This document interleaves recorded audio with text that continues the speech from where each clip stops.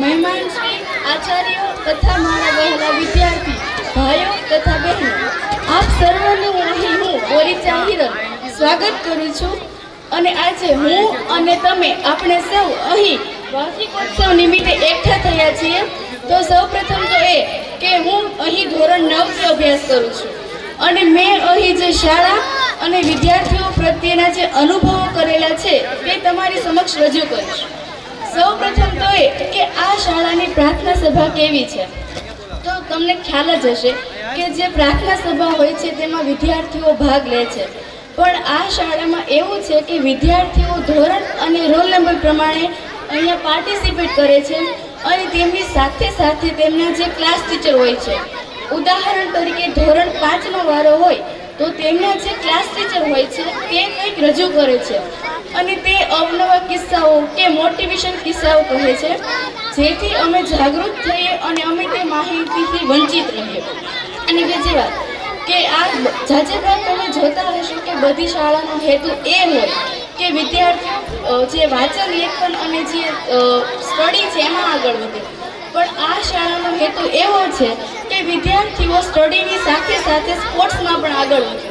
તે માટે અહીં ઘણા બધા રમતો રમાડે છે અને અહીંયા પીટીના લેક્ચર પણ લેવાય છે અને અહીંયા રમતો પણ રમાડે છે.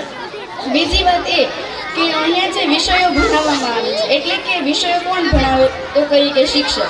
તો શિક્ષક અમારી સાથે ફ્રેન્ડલી રહે છે, જેથી અમને કોઈ જો વિષયમાં કોઈ સંકોચન હોય તો અમે તે તેમને શાંતિપૂર્વક કહી શકીએ અને તે અમારી સમસ્યાનો ઉકેલ આપી શકે. એટલે શિક્ષકો પણ અમને ખૂબ જ સારી રીતે સમજાવે છે જે ટોપિક અમને નથી સમજાતા તે. અને માની લો કે ગુજરાતી વિષય છે, તમને બધાને ખબર હશે કે ગુજરાતી વિષયમાં જાજુ શું હોય, વ્યાકરણ હોય.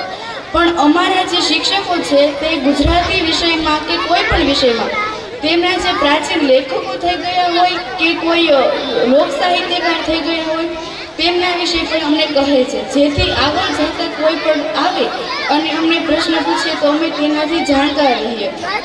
અને બીજું કે અમને જે કોઈ પણ વૈજ્ઞાનિકો થઈ ગયા છે તેમના વિશે પણ માહિતી આપવામાં આવે છે.